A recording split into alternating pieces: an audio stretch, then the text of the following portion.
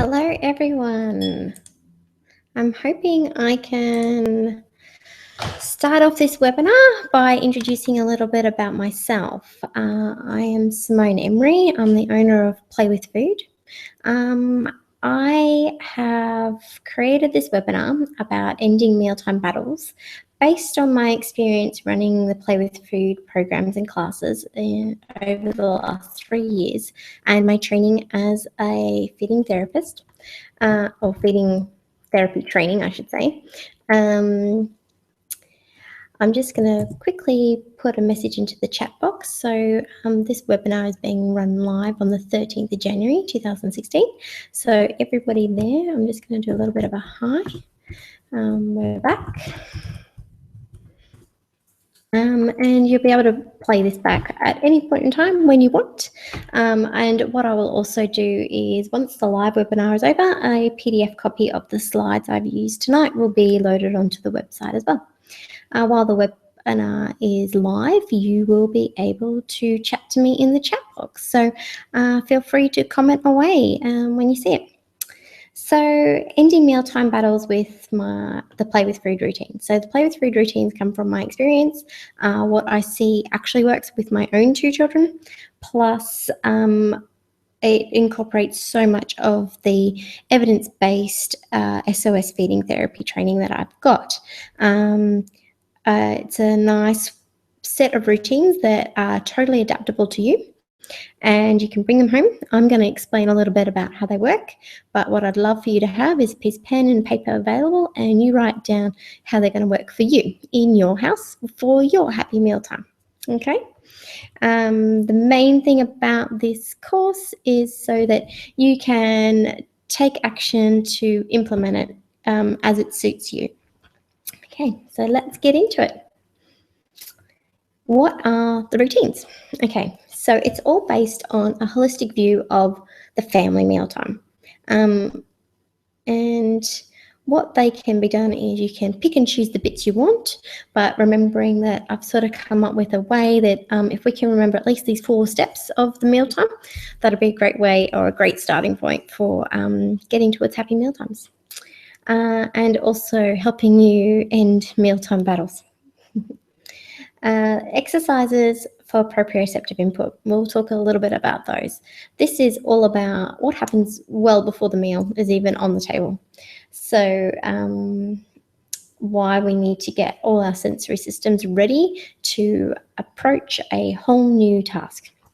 Okay. The next routine is the get ready to eat routine. What's happening immediately before we're about to expect food to be put into our mouths. The next is the actual act of eating at the mealtime, and then a cleanup routine. What I'm also going to talk to you about today is the outside mealtime opportunities. Food is not something that we only see at mealtimes. We talk about it, we plan it, we shop for it, we read books about it, we see it on TV.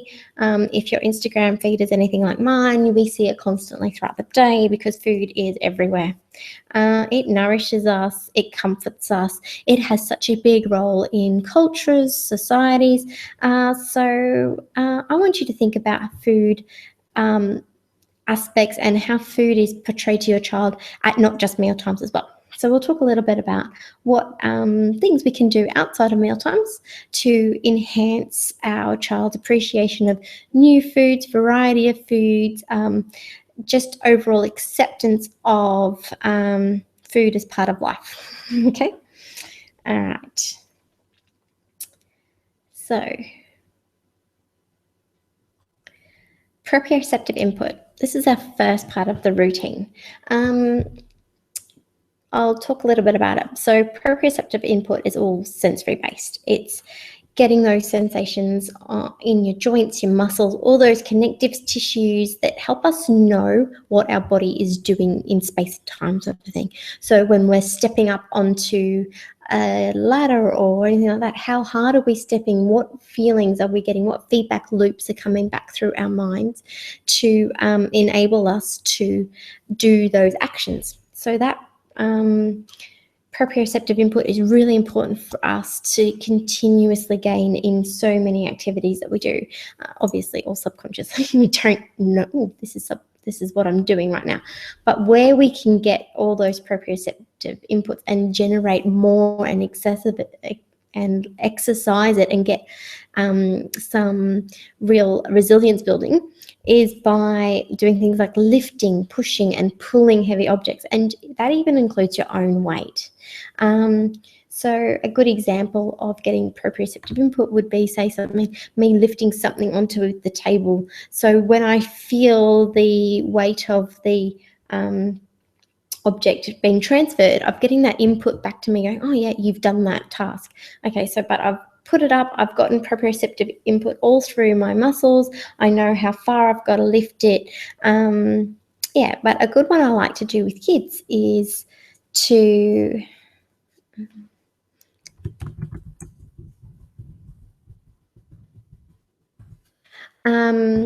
what I like to do with kids is do a little bit of lifting, pushing, pulling in class. Proprioceptive inputs don't have to be expensive activities. So good proprioceptive input things would be like going on a swing, going on a trampoline, going and on a climbing frame. We're getting lots of proprioceptive inputs from that.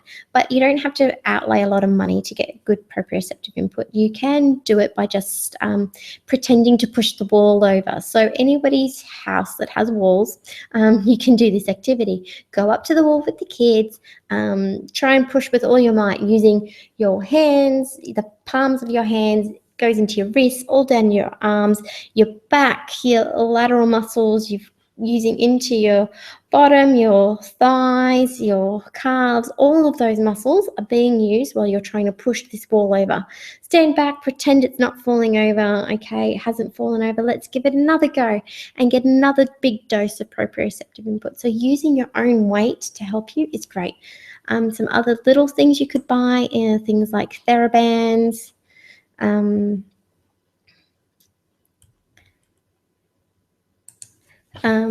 or yoga bands, and use those with your own weight to help stretch. Why is this actually important for eating though? So getting this input's great, but why? It's giving us feedback about the information about what we're doing. We're getting all warmed up. We're getting ready to receive messages back and forward. We're getting reset for something new that's about to happen. Our sensory system is now going to have a whole lot of things happening to it. So the more warmed up it is and ready for that, the better it will be. I'm not saying that the kids have to be pumped and energized. It's just a whole lot of physical, actual activity. It can still be done in a calm manner. If your child doesn't want to be revved up, you can do some calm proprioceptive input, like doing the plank quietly for 10 seconds, something like that. If you don't want your child's energy level being escalated more, you might need to do some proprioceptive input that actually calms them down before they get to the dinner table. Okay. So how do we do it at home? So I've given you a couple of examples. I would love it if you could stop and take a minute now to write down some ways that you can have proprioceptive input at home.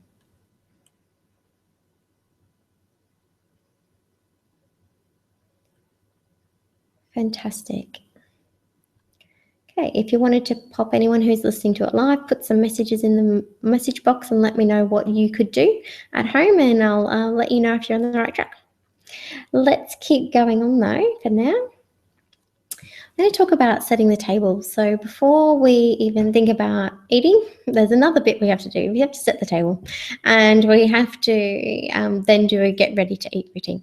So I'll talk a little bit about the table setting, and this is a picture here of how I would set the table for a fussy eater. And I actually do this. My girls both go through days where they will be a little bit more particular about foods, or I might have a little bit more new foods coming out. So there might be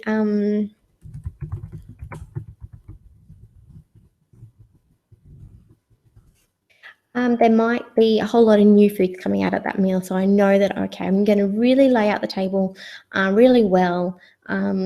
in preparation for them to be as set for success as they can be.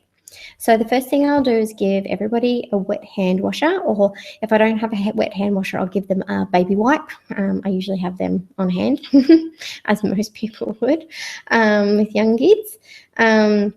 Wet hand washer is great. What that does is that's their positive eating cue. That's, hey, I'm in control of this. It's mine. Mummy's not going to be touching that. I'm going to own this part of the meal.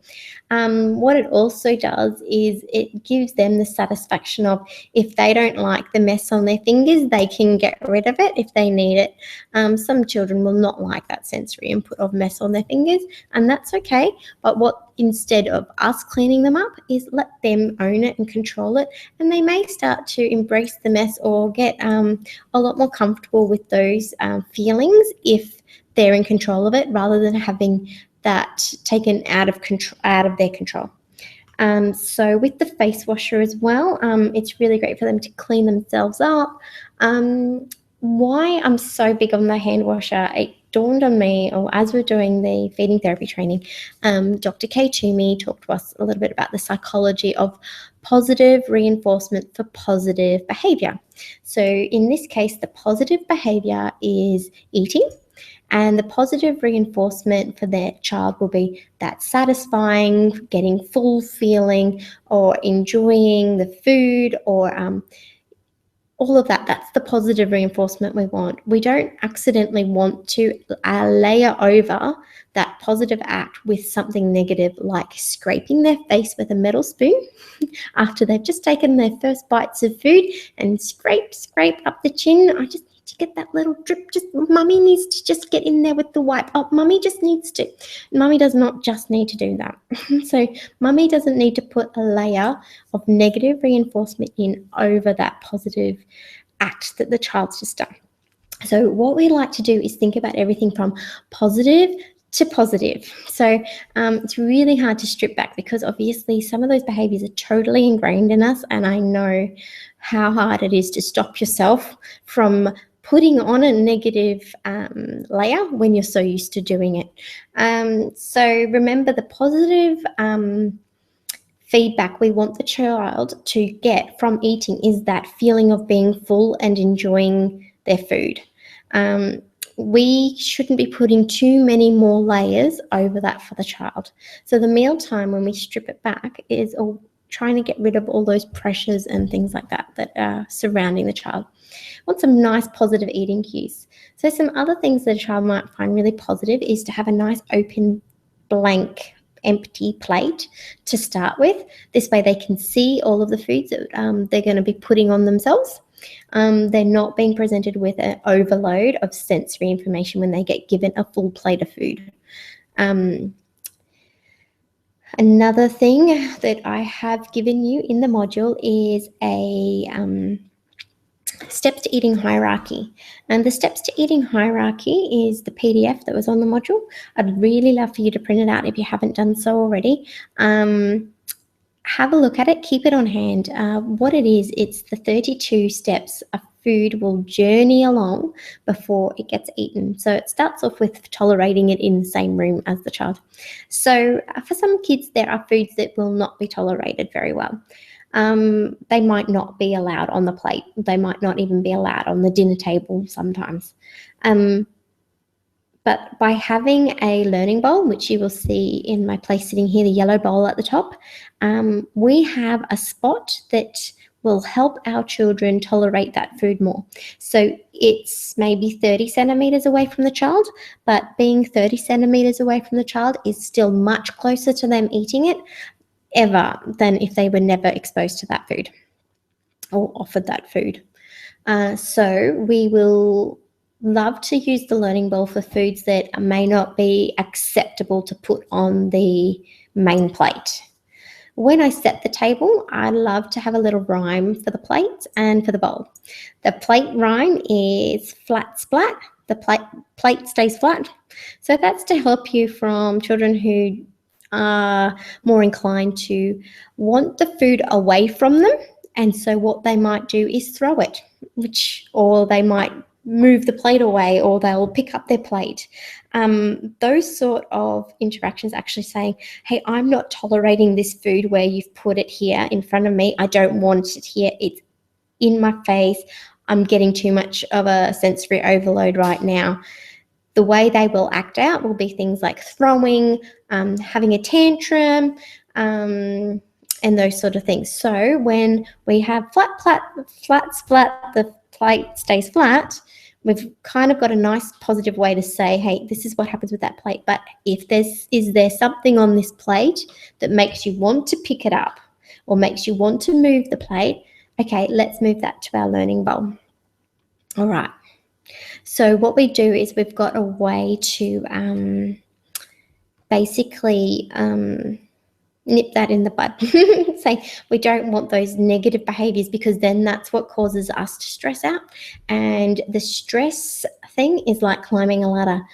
Kid gets stressed, they go to rung 1. You react, you go to rung 2. They react even more, they're up to rung 3. And before you know it, you're both standing at the top of this ladder, quite stressed out. It may manifest itself in totally different ways in every family. There might be tears, there might be screaming, there might be just silence and death glares. Each family will do it so differently. So, but what we want is to not go up any rungs. We want to basically say, when there is a negative response to something, find a way to address the root cause of it before we even start climbing that ladder. Okay, so we've got our flat plate, we've got our bowl. It's not to say every meal would be best served on a flat plate. Some meals will be better off served in a bigger bowl. Things that I always serve in bowls will be something like pasta, rice, those sort of things, because then you've got a nice big edge to help your child get that food onto their fork. Better than chasing a little piece of pasta around their plate for 5 minutes and then going, I give up because I can't get that on my fork. It's too slippery and I've got nothing to push it up against. So a nice flat plate is great for the majority of like finger food type meals, or meals when we're just starting to learn to use our knives and forks, or you're more competent cutlery users. But until then, keep it in a bowl. There's no issues serving 3 meals, 4 meals a day in bowls, unless you don't have any. But you will find you are enabling them to be more successful if you do it that way.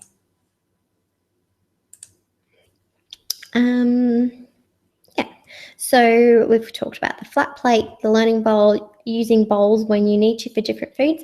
And the cutleries I've got here, I've got some cutlery here. You can see I use metal. This metal cutlery is pointy enough to actually be effective. Toddlers and kids can use this cutlery. They can get their food on it. They can cut with the knife, but it's not so sharp or dangerous that they're going to actually hurt themselves. Try and steer clear of forks that don't do anything, like the blunty plastic forks. There's no point giving those to kids. They're just going to get frustrated. If you're worried about the safety of it, let's have a look at other ways, or just be happy for them to use their hands if we're not going to give them something that's going to effectively get that food onto that implement and into their mouths. The other one I've got there is a little bit of a novelty one, a cocktail fork. I use cocktail forks to help children with interacting. They may not be happy to pick something up with their fingers, say like a cube of kiwi fruit. It's quite slimy or something like that, but they might be quite happy to put that kiwi fruit onto the cocktail fork. So by moving up and using their fingers and the cocktail fork, you've actually helped that food that may normally end up in the learning bowl or not touched. You might have moved that up the hierarchy when it comes to getting closer to eat. They're now having some full-on finger contact with that kiwi fruit. So that's awesome. The cocktail fork does wonders when it's used sort of sparingly. Bring it out when it's necessary. I wouldn't always sit at the table every day with a cocktail fork, unless they just loved it and it was there. Now that was their cutlery sort of thing. But I like to bring it out when I'm noticing. I think that food will get interacted with more if I just gave them a smaller little implement that they could have a bit of fun with. The tongs are there to help kids serve themselves the food from the middle of the table. One set per child will avoid you having any dramas, but if your kids are really great at sharing, then I wouldn't worry about one set per child. But yeah, a little set of mini tongs that are easy enough to open. Some of the cheaper ones might not be that great, but yeah, if you can, they can get it and put it on their plate themselves. They have controlled all of that. They've interacted with that food. Likelihood is that they're going to use their fingers to move it onto their plate as well once they get the tongs over to their plate. And because they've controlled getting that food onto their plate, they're definitely more likely to investigate it further. It's their food. They've owned it from the get-go. Okay, so that's about table setting. Our next slide is all about preparing to eat. So this is when we are now heading up towards sitting at the table. I do want to talk a little bit about positive eating cues and negative eating cues. So some positive eating cues, for example, are having a great ergonomically designed chair. You'll see the first picture along here is my daughter Elizabeth when she was 17 months, and she got this new chair. She's pretty excited about it, but what it did, it allowed her to have a 90-degree angle at her ankles, at her knees, and at her hips. This is comfortable. All we're talking about when it's a positive eating cue is how comfortable you are. If your children are sitting at an adult-sized chair and they're constantly hopping down from it, it's because they're not comfortable sitting at that chair. You will find often people may use the kids-sized tables, which might be good, but unless you're sitting at the kids-sized table with the kids and role modeling to them there, it's probably not a good spot to have meal times. Shari just commented here about how using chopsticks are great for kids, and I absolutely 100% agree. I was going to put chopsticks in that photo too, and I thought that might confuse people a lot. Chopsticks, again, I use those at that as a novelty. My kids do so well on it. They love the chopsticks. It's a great way to bring out some more exploration and play and a bit of fun to the table, definitely. So I've also included another couple of chairs here on this picture just to emphasize that it's not always, you don't have to go with a chair that is like this. However, you might find, I went on a very special shopping trip to IKEA with 2 kids, which is not a good idea. And they like to have a lot of breakable things on the display coffee tables in IKEA, just to help with my stress levels. This chair here, the white one, is one that you would have seen in Mandy's video. You'll be able to pick that one up for $79. That is all about getting the kids sitting at the right spot at the table. So what you'll see with Elizabeth there is we have got the table surface falling between the breast and the belly button. That's exactly, somewhere in that zone is where you want and where you will be comfortable eating. So yeah, if your children are probably 3, 4, 5, these chairs here at IKEA are great for that. They've sort of got a little bit of a footrest to make them more comfortable, but yeah, these are pretty economical options. You'll see a picture of Elizabeth here now that she's nearly 4, sitting on this one, the black one and the red one there, $89 at IKEA. This one's $79, the white one. I'm not getting any kickbacks from IKEA for telling you that. Before my girls actually went into a big this feeding chair, they sat in this from about 10 months. I did use just the basic IKEA high chair. But yeah, the more comfortable you can have it and the easier to clean that they are, the better it is for you. You also want to make sure your children are not slipping around on the surface of the chairs. If they are, get some non-slip matting for them to sit on. That'll just help them be even more comfortable. Okay, some other positive eating cues would be something like having their favorite placemat or something that they're really familiar with and comfortable with at the dinner table.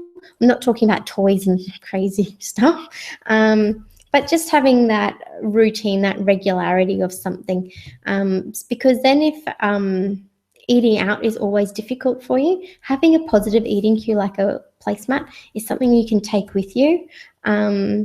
that when you go out, you can then go, oh, look, it's your placemat, just like at home. Oh, yeah, that is mine. And kind of gets them back into that sort of into that prepare to eat routine. Your positive eating cues come into that. If you have some real negative eating cues associated with the spaces where the people are sitting, change it up when you start doing these family meals. So if you have always had tantrums and always having fights at one particular spot at the table, hey, let's orient the table, totally flip it 90 degrees, move everyone around. All of a sudden, the kids are looking at a different space. They've got a new positive space to be in. It may not seem like a huge change, but if it's something for you that you're thinking, I really want to start this all off fresh and implement this, that might be a way to get yourself some new positive eating cues without doing a whole lot more work. Okay. Your negative eating cues also are things that distract the kids from the actual process of eating. So iPads, TV, things like that. However, if iPads and TV are the only thing that are helping you get nutrients into your kids, I'm not suggesting you just take them away cold turkey. If you want me to talk about that, definitely let me know. Put it up in the question box and we can talk about that towards the end. Now that we're up at the table, we've got our serving style. So there's what we talk about in the family meals and division of responsibility and all of that sort of information has all been about having this family meal serving style. So if you do see my Instagram feed, every meal I almost do, I try and make it family serving style. It may seem a bit crazy.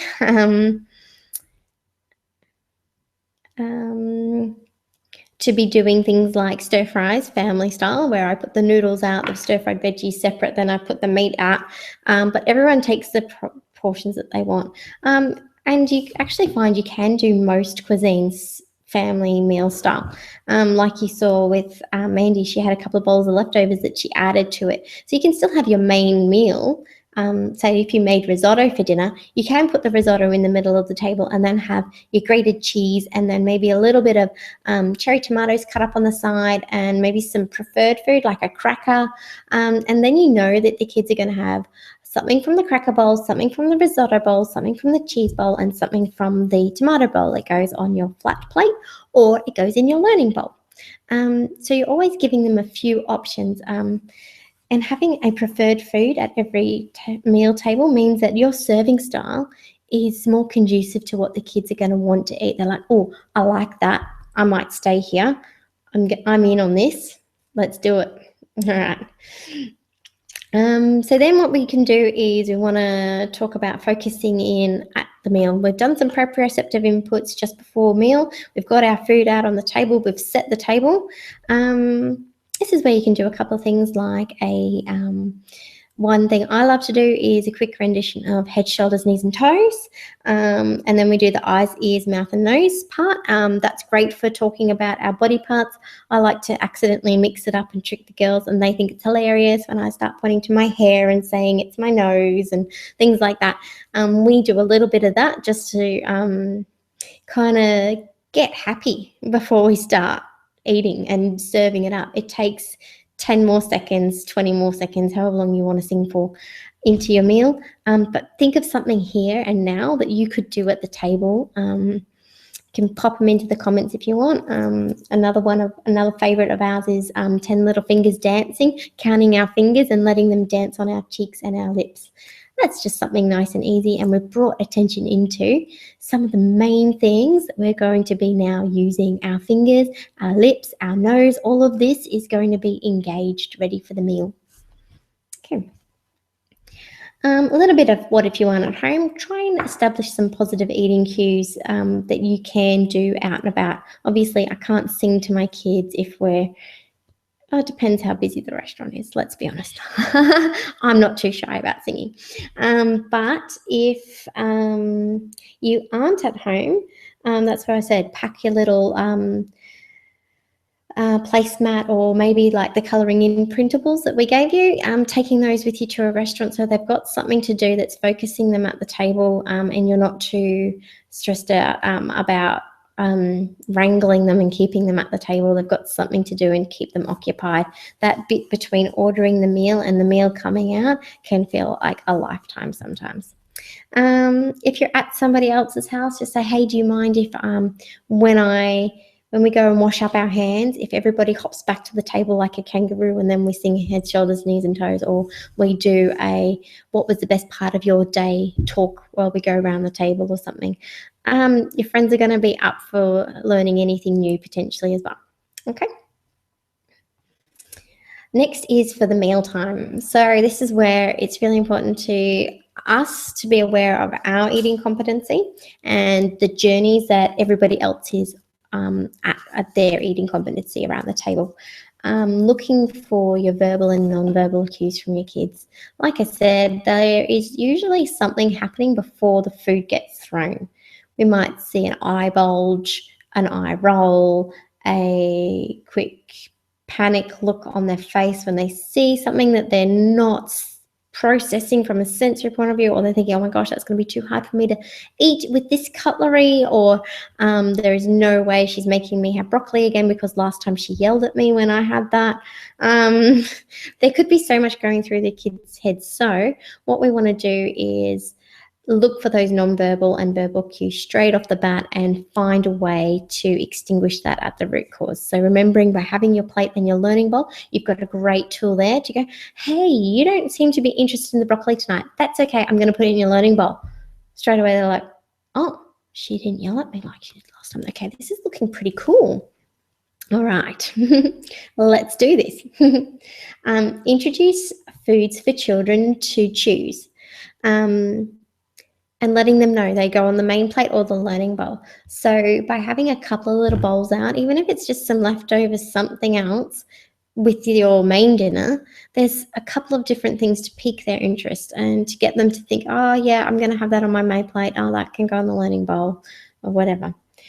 But the aim is to introduce a variety of foods to children. So if we only serve them toast and baked beans because we know they're going to like toast and baked beans, fine. Maybe what if they had toast and baked beans in the middle of the table, but there was also some grated cheese and some diced up cherry tomatoes? Oh, well, they might not go in the learning bowl, but at least they're looking at them, they're trying, and they could be offered. So the thing is, just slowly increasing that variety, and don't do it in a way that's going to stress you out. The best thing about having food that's just in the middle of the table is that right at the end of the dinner, that can be used as leftovers. It hasn't been on people's plates. No one's been sucking on it or touching it. It's been in the middle of the table. So that can come out again later. When you've put it onto their plates to start with, you usually end up wasting that food. It goes into the garbage bin. So this effectively is not a waste of money. It's a way for you to increase variety of foods to your children. They will see you role modeling it and eating it as well. And this is how those foods will get up that steps to eating hierarchy. Like I said, trying to have a preferred, tolerated, and a new food at each meal occasion when possible. Address all the foods on the plate and the learning bowl during the meal or during cleanup time. So even if it's just a matter of, oh, I see you've got your cherry tomato in the learning bowl. Oh, this is mummy's, it's red, and just pop it in your mouth. You're not layering on a whole set of other pressures or negativity or anything like that. You've just drawn some attention to that food. That's okay. Depending on the cues you're getting from the kids, instigate cleanup time in a timely manner. I don't instigate cleanup time if I'm still eating. I am here to enjoy my meal too. My happiness counts too. I have the right to have a happy meal time. So I don't instigate cleanup time during my meal. I finish off. If the girls are itching to leave, I will say, how's your tummy feeling? We will do a little bit of a chat about their fullness cues. But if they leave, that's it. They really won't be coming back. And that's another one that's a work in progress, making sure that once you're full and you say you're full and you want to hop down from the table, fine, you head away from the table, but that was the end of the eating opportunity. I'm not going to start packing up just because I'm not finished eating. So instigating your cleanup time in a timely manner, and it's based on how everyone's tummy feels. If your child seems to be a painfully slow eater, this is kind of common, especially as the children are going through those cognitive level leaps that we talked about in the module content. This is when your children are moving from sensory motor up to pre-operational thinking. That's around 2 to 3 years. You might find even starting from 18 months when they seem to be a fabulous eater as in their sensory motor phase, and then they moved up to pre-operational thinking, and then this fussy eating kind of monster came in. That's normal, that sort of progression. And this is why we have to be really looking at their cues, because this is when they might start to drag out meal times, or they're starting to do things, because things aren't just I do and I follow and I'm on this sensory motor full thought processes of what happens up until around 2 years, where they're just sort of doing what they're kind of learning, and they're just learning processes and they're going through it.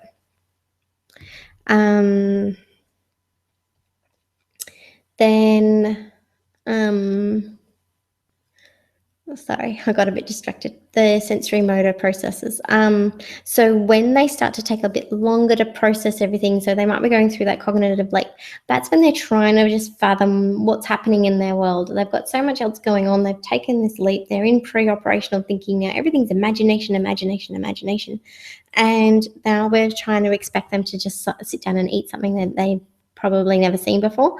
They've got a lot to process. So sometimes they could start dragging meals out, and especially if they're a little bit more introverted, or their eating competency is like that, they're really trying hard to actually process and get through the meal, but they're taking time. And that can be frustrating for some parents who might not be at that point of understanding where their child's eating competency is at.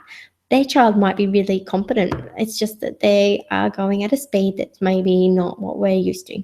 So instigate cleaning time when, they're definitely finished and they're happy and they're full, and that's it. Time, it does not matter when it comes to eating.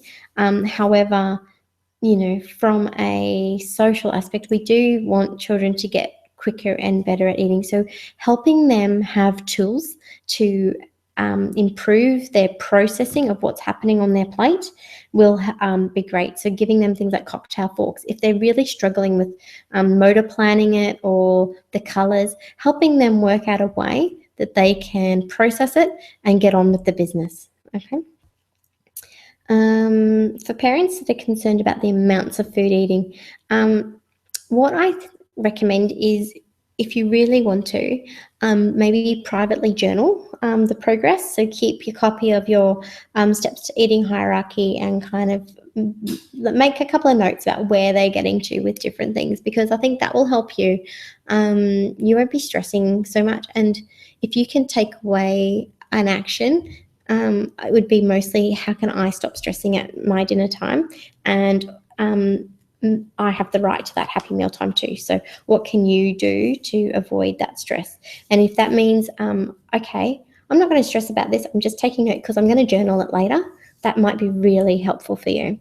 And it'll also help you see that coming from a nature of being quite analytical, that would work really well for me. I like to see some progress and some data behind what I'm doing. And avoiding distractions as much as possible. Work out positive eating cues that the children enjoy and that you enjoy. And go from there. I've talked a little bit about negative and positive pressure, and how you can actually role model some imaginative tools and tangible aspects of the food. So I like to say, I'm eating this red tomato tonight, or is it purple, and get them to engage with you a little bit. Talk about color, talk about smell, textures, feeling, temperatures. Very important to talk to kids about the temperatures of food, because otherwise they might find that they're always going for the same temperature food.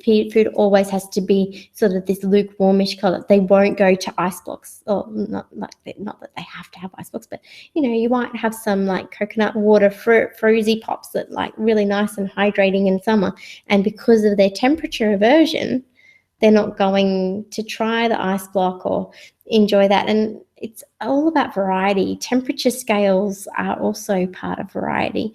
Texture and feeling is also part of variety. Smells are part of variety, and colors are type of variety.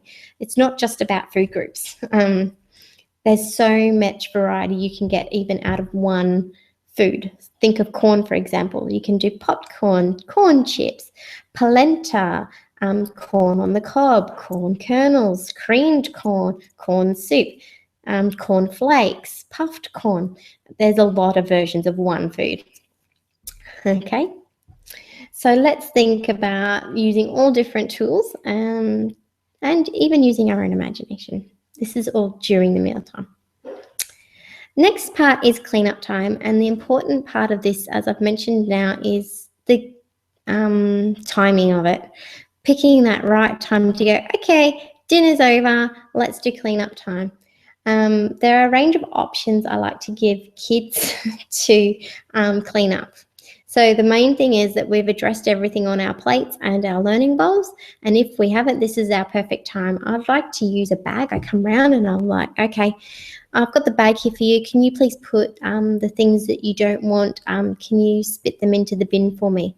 Especially works if it's something new, like a couple of weeks ago we had these little mozzarella, what are they called, baby bocconcini balls, and my daughters were not too fussed on them, but they were happy to tear them up for cleanup time. So we tore them up into little pieces, and then lo and behold, they started eating it. Just because I was like, we're going to clean it up, but I wanted to clean it up in a different way. So this is where I like to introduce a range of options so that they can move their food into the rubbish bag, or at this point, they might actually start eating a little bit more because they don't want the food to go into the bin. Having a good call to action for the child has to depend on where they got to with that food during the mealtime. So if they were happily eating the corn, the call to action is not to just give it a wave goodbye into the garbage bin. We're going to be wanting to go, okay, can you put some teeth marks or give me 2 chews and spit it into the bag or something like that. We might be doing a little bit more because we know they were happily eating it during the meal. Chances are it should be gone, but yeah, unless they're full. If they're full, they're full. What I'll do is if I saw that let's say my daughters, like I said, with the baby bocconcini, they were happy to touch it.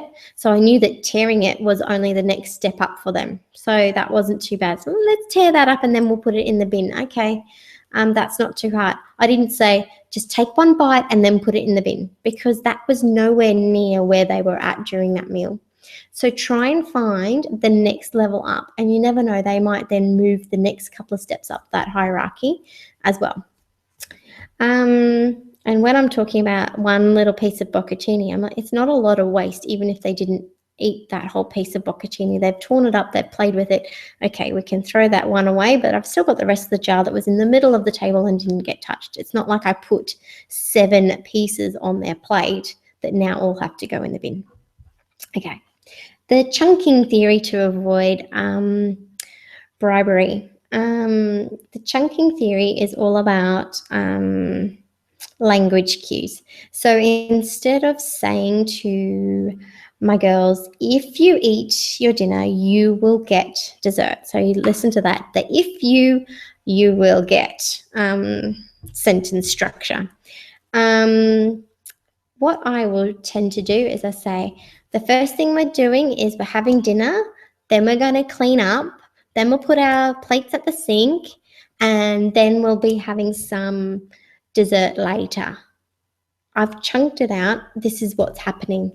I don't skip any parts of the process. It's just a reminder and a reiteration of the process all the time. There was no link or no, if I didn't eat my dinner, I wouldn't get dessert. Well, if you don't eat your dinner, we don't move on with the process, is effectively what I like to say and do. So a good chunking theory for me at bedtime. Bedtime's our issue. So we've got okay, the girls hate cleaning their teeth. So we've got a couple of storybooks up in our arsenal now that talks about how great it is to clean your teeth. We've got a routine that we do. So the first thing we do is we go and clean our teeth. The next thing we do is then we get to play teddy bear, which is the game we do. We do some yoga poses, then we read our stories, and then it's bedtime. So the girls know that all the fun things they love about the nighttime ritual come after they've cleaned their teeth. It's a chunking theory. It's never if you don't clean your teeth, you don't get your book. The thing is, we don't move past the cleaning the teeth part of the process until it's done. It's simple as that. So try and use the chunking theory when you can, just to avoid the bribery. The thing about the bribery is if you use bribery regularly enough, it becomes ingrained in them, and then you'll find yourself having an awesome little negotiator throwing it back at you. And really what we want to do is teach them processes. We want them to teach them how to be in tune with their body. We want to teach them how to be in tune with the foods that they're eating and being engaged in that process. We're not teaching them to look forward to something else that's going to happen later, and everything's about if you do this, you get this. Okay? Additional points to discuss. So when is the play with food time versus a meal time? So this is the part I was talking about before. So much happens in our life that it's about food.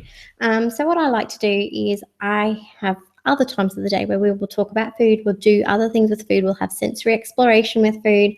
And there has been a link for you guys to watch when I've done some sensory time in class, just to see what it's like when I'm in class. This is the language that we're using. During sensory time, that's a great time to talk about, oh, I like the feeling of that asparagus on my arm. It's really tickly. The top is tickly, but the bottom is kind of smooth. Really giving them a whole lot of different describing words. So we're really trying to boost their vocabulary. We're getting them really familiar with things. So these are times where you can move those foods up the steps to eating hierarchy without actually expecting food to be eaten. And it's also a great time for building sensory resilience. So as you've been writing your lists about the types of foods your children do like and don't like, I'm hoping you're starting to see some patterns. And if you do have some patterns you want me to discuss, pop them into the chat box and I'll discuss those patterns. And we'll talk about some outside of mealtime play you can do to help build some resilience around those patterns. So if there is a barrier to vegetables in general, or vegetables for some reason, a great way to start breaking down that barrier is to be going, oh, look, this is avocado. It's bumpy. It's actually a fruit. Because it's got a seed inside, you're playing with it. Here's a pineapple. It's really bumpy too. Just doing some feeling, and then maybe we'll go and have a feel of the celery. It's got bumpy on the outside, but it's got lots of leaves on the top. We're doing a little bit of feeling, and we're not saying this is a vegetable, this is a fruit. Like, actually just bring them out and say what they are. Go, okay, this is that, this is that. Talk a little bit about the language skills that your children have to make it relatable for them. So if they're really into colors, talking about the colors, but if they're if they're older, they might be interested to know more about what sort of trees they grow on. So showing them pictures of the trees that they grow on, or how they look when they're in the earth, like how do potatoes look when they're growing, like what's the potato plant look like, things like that. So there's lots of different things you can do to help start breaking down any of those barriers you see. So yeah, definitely pop in any there if you're seeing any specific senses or sensory inputs that your kids definitely showing an aversion to. And language tools for praise, I did definitely put a lot of that into the first module. This was when we talked about your negative and your positive pressure and giving you a couple of different tools. So I hope you've written down some new tools to use. Maybe put a couple of post-it notes up in the fridge of phrases you are going to use instead. The next other thing is, remember, it's all baby steps. Those 32 steps to hierarchy apply to each and every individual iteration of that food. So as I just listed all those different versions of corn, every different version of corn would go up that 8 steps to eating hierarchy in a totally different way for your child. So don't get hung up too much on anything in particular. Remember that introducing a variety of foods builds familiarity with a variety of foods. The more unfamiliar foods that get introduced, the more likely those foods that may have been sitting in that learning bowl are going to end up on that plate.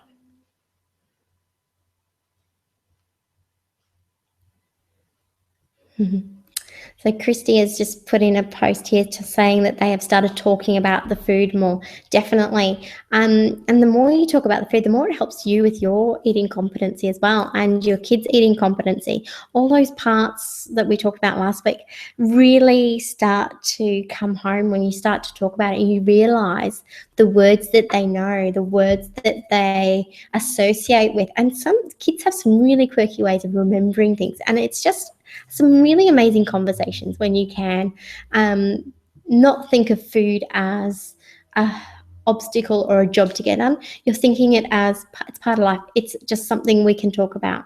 Yeah, it's great. And the learning bowl, definitely, I'm really glad that that's something that you're doing, Christy. Cool. Your baby steps. So remembering every food takes a little journey. There might be something where like, oh, I'm so amazed that they took a bite of that today. Isn't that great? And remembering that that's actually huge. You've gotten all the way up to that 30-second step. It's actually great if your kids move slow or fast or however they move through those hierarchy. Remember just to think this is still a learning process for them. Children don't really develop all the muscles. Everything they need to eat properly still is something that they're training themselves to do. It's not oh, yep, they've started solid, let's move on to eating everything.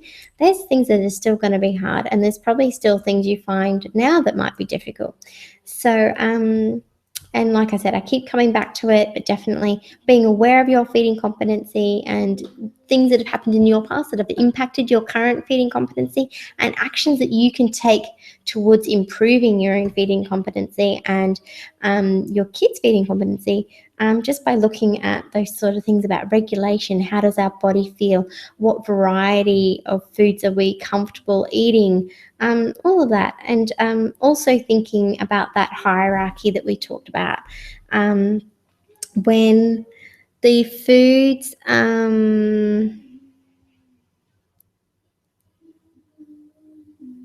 so the foods that we have and where we're comfortable eating, a lot of kids will start their competency journey at the bottom where we're like, we're just eating the foods that we know, we love, we're getting used to them there, they're texturally okay.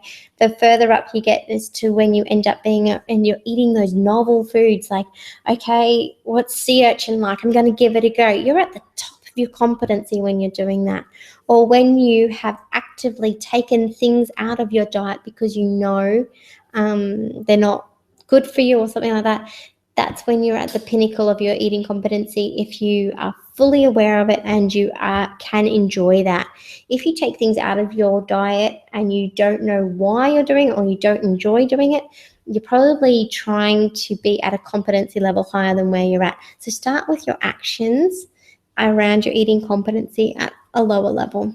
So we're just talking about, we've got some meat aversion questions coming through. So meat aversion is massive. I've just done a private workshop on Monday again about meat aversion, and my blog post last week again was about meat aversion. Why meat? Okay, so let me talk a little bit about what's going through a kid's head when they see a whole piece of meat. One, they don't go, ooh, juicy steak, I want to eat that, because that's something we have learned to appreciate the flavor of as we've gotten older. With meat, it's it is, I'm saying it is textural, but it's more than just textural. It's a, one, you got to chew it a lot. And if I'm going through my eating say I'm going from sensory motor to my pre-operational, which is my 2 to 3 year old leap, or I'm going through the next one that happens when they're between 5 and 7 and they go from pre-operational to operational thinking. A lot of parents will often blame that leap on starting school, when actually it can be quite a big cognitive change for them. They've gone from their world of imagination play now to working out that, hey, there's a world that's happening, but I want to put it into black and grey buckets, not black and grey, black and white buckets. They're really trying to iron out what happens in the world, but they want it to hit a framework at that time when they're really in that operational thinking phase. So when we go with meat, it is so easy for them to put it in that bucket of, that's black, that's in this black, oh, I don't do that bucket, because that's where we're feeling comfortable. We're at that age where we really want to put up barriers.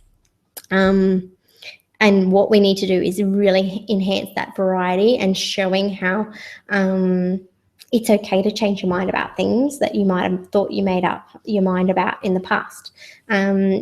That things can change, that things are always evolving. A lot of conversations around that at that age, because otherwise it's very important to them at that point to try and put things into those buckets.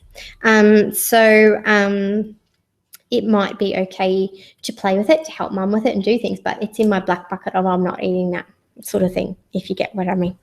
So what we've done is we've gone through cognitive leaps, where meat is often one of those things that kind of gets pushed to the side, mostly because of the original outset, it's sensorily too hard to process.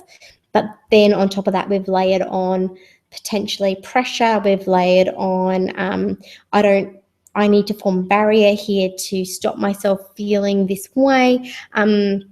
I didn't like, so it starts off as, oh, I had to chew that too much, and then it kind of builds its way up with meat. So the best thing to do is take it from scratch. So like you might have seen is,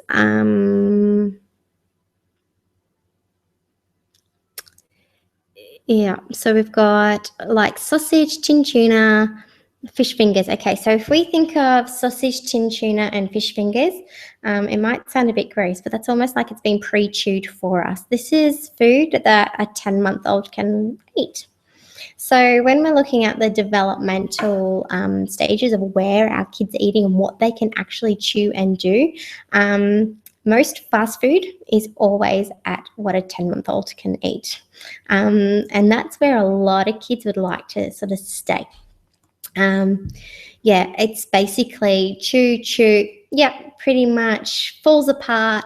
I can form that bolus in my mouth and I can swallow that pretty quick, and I'm not spending a lot of my precious time processing this food any longer than that. So that goes in the good pile. Anything that's too hard, this can be size dependent. So when we're talking about the size that makes you feel the most comfortable to eat, if you use your pointer finger and your middle finger and put them close together and inside your mouth, that's the height that your mouth is most comfortable to open. Anything above that is a huge, I don't want to eat that. That's too much to put in my mouth. So when we see those massive burgers at the like a gourmet burger shop or something, they're too big. We go, oh my gosh, that's big. We usually either take it all apart, or we squish it down as much as we can, or we cut it up. We try and work out a way that our bodies can go and handle that. Everybody's fingers are different sizes. So obviously you can imagine the different size portions of things you would have to do if you were trying to get it to everybody's comfort level. That's why it's really important to equip them with ways to enable them to change the shapes of their food and do the things we want to their food themselves, rather than us doing it for them. We want them to be equipped with ways to deal with that. I talked about meatballs at home.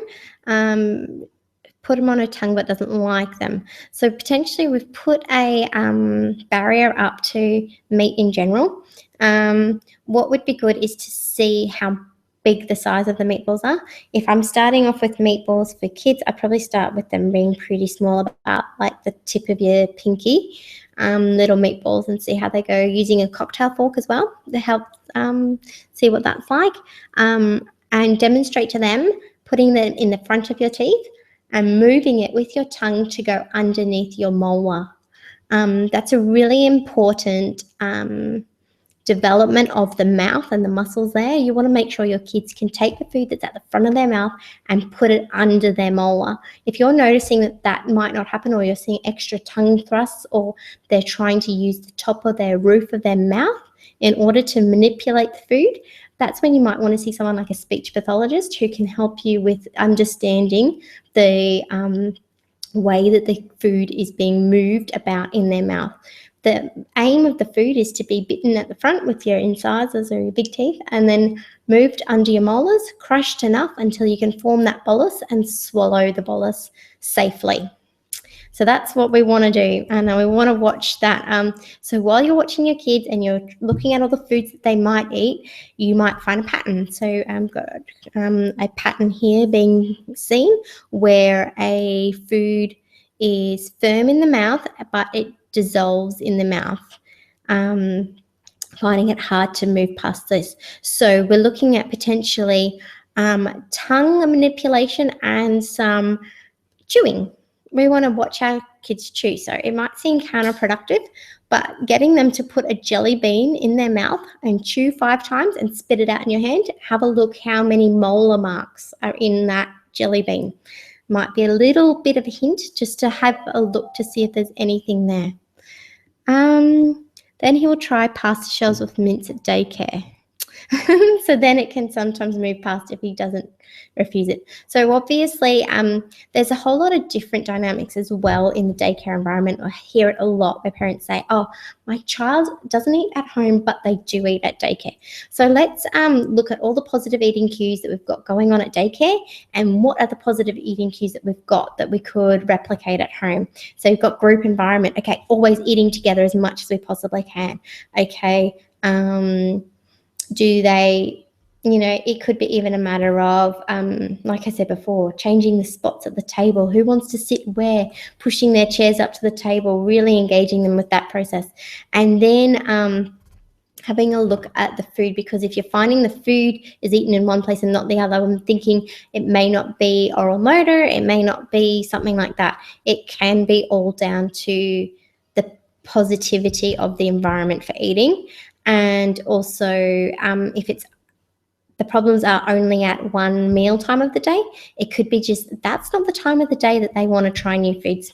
So you might have to let it go that they're going to be having all this range of food at dinner time. A lot of kids are really tired at that time of day. So no matter how much proprioceptive input you're getting, you're engaged, you're doing the whole family meal thing, they might be just past it.